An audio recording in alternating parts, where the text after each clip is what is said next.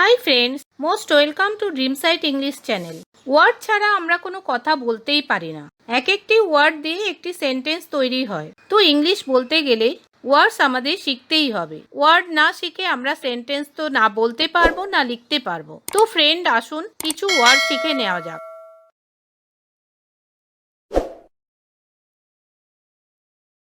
Appreciate, যথাভাবে উপলব্ধি করা বা গুণের প্রশংসা করা। অ্যাজ এ ভার্ব ব্যবহৃত হয়। You do not appreciate the suffering of the poor. গরিবের কষ্টের কদর তুমি করো না। You do not appreciate the suffering of the poor. Base, বুনিয়াদ বা ভিত্তি, অ্যাজ এ নাউন হিসাবে ব্যবহৃত হচ্ছে। School education is the base on which higher education depends. School শিক্ষা হলো ভিত্তি যার উপর উচ্চ শিক্ষা নির্ভর করে। School education is the base on which higher education depends. Bale, মালপত্রের বড় বড় গাঁট বা বস্তা, অ্যাজ এ নাউন হিসেবে ব্যবহৃত হচ্ছে। 200 bales of jute were loaded on the truck.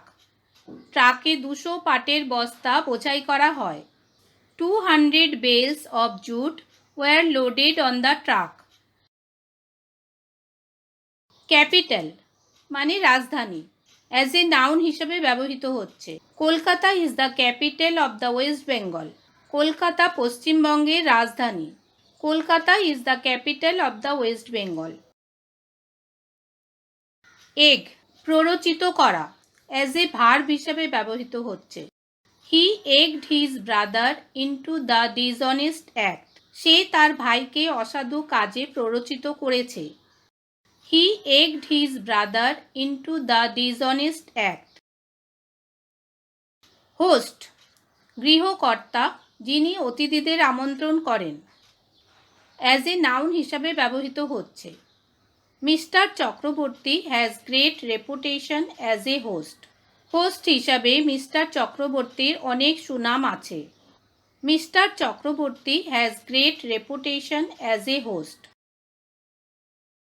Calf, পায়ের ডিম, অ্যাজ এ নাউন হিসাবে ব্যবহৃত হচ্ছে। The calf of his left leg has been heart. তার বাম পায়ের ডিমটি আঘাত পেয়েছে বা তার বাঁ পায়ের ডিমটি আঘাত পেয়েছে। The calf of his left leg has been heart.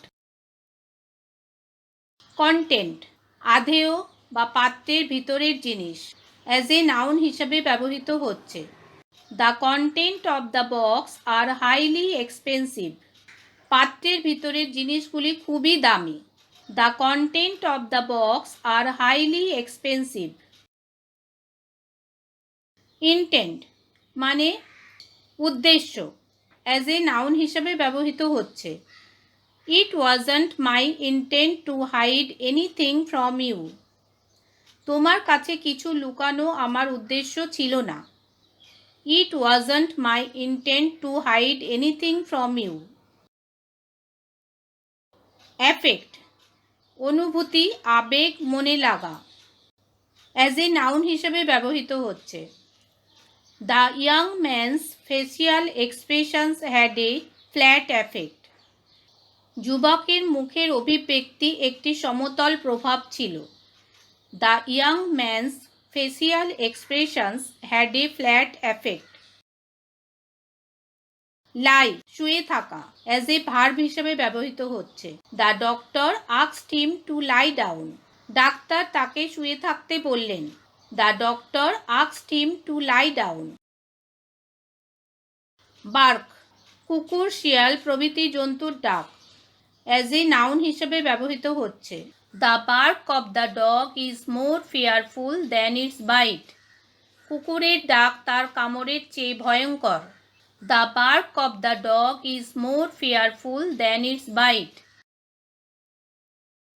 Long, দীর্ঘ বা লম্বা, অ্যাজ এ অ্যাডজেক্টিভ হিসাবে ব্যবহৃত হচ্ছে। We did not meet for a long time. আমরা দীর্ঘ সময় দেখা করিনি। We did not meet for a long time.